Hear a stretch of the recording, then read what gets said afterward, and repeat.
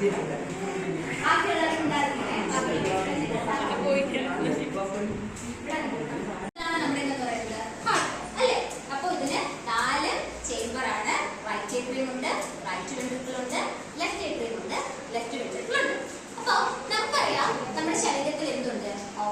Blood ഉണ്ട്, deoxygenated blood ഉണ്ട് അല്ലേ?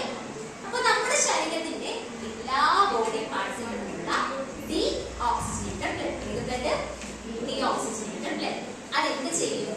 സുപ്പീരിയർ വീന കാവയും ഇൻഫീരിയർ വീന കാവയും വഴി എവിടേക്ക് എത്തും? നമ്മുടെ ഹാർട്ടിലേക്ക് എത്തും. എവിടേക്ക് എത്തും? എന്ത് വഴി? Superior and inferior vena cava വഴി. ഇനി ഈ superior and inferior vena cava വഴി എത്തുന്ന ബ്ലഡ് ആദ്യം എവിടേക്ക് എത്തുന്നത്? Right atrium. എവിടേക്ക് എത്തും? അങ്ങനെ റൈറ്റ് ഏട്രിയം വന്ന് അവിടേക്ക് വന്ന് ബ്ലഡ് ഫിൽ ചെയ്ത് കഴിയുമ്പോ അവിടെ എന്തുണ്ടെന്നാ പഠിച്ച? ഒരു വാൽവ് അല്ലേ? ഏത് വാൽവ് ആയിരുന്നു? Tricuspid valve. ഏത് വാൽവാണ്?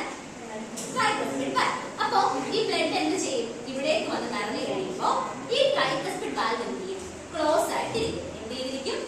ക്ലോസ് ആയിട്ടിരിക്കും. ഇനി അതിനുശേഷം ഇവിടെ ബ്ലഡ് വന്ന് നിറഞ്ഞു കഴിയുമ്പോൾ ഒരു പ്രഷർ എക്സേർട്ട് ചെയ്യും അല്ലെ? അടഞ്ഞിരിക്കുമ്പോൾ ബ്ലഡ് വന്ന് നിറഞ്ഞു കഴിയുമ്പോഴത്തേക്കും ട്രൈകസ്പിഡ് വാൽവ് ക്ലോസ് ആയിട്ടിരിക്കുകയാണ്. അപ്പൊ ഇതിന്റെ പ്രഷർ, അപ്പൊ ഈ ട്രൈകസ്പിഡ് വാൽവ് ഓപ്പൺ ആയിട്ട് ബ്ലഡിനെ എങ്ങോട്ടേക്ക് പമ്പ് ചെയ്യും? Right ventricle. എങ്ങോട്ടേക്ക് പമ്പ് ചെയ്യും?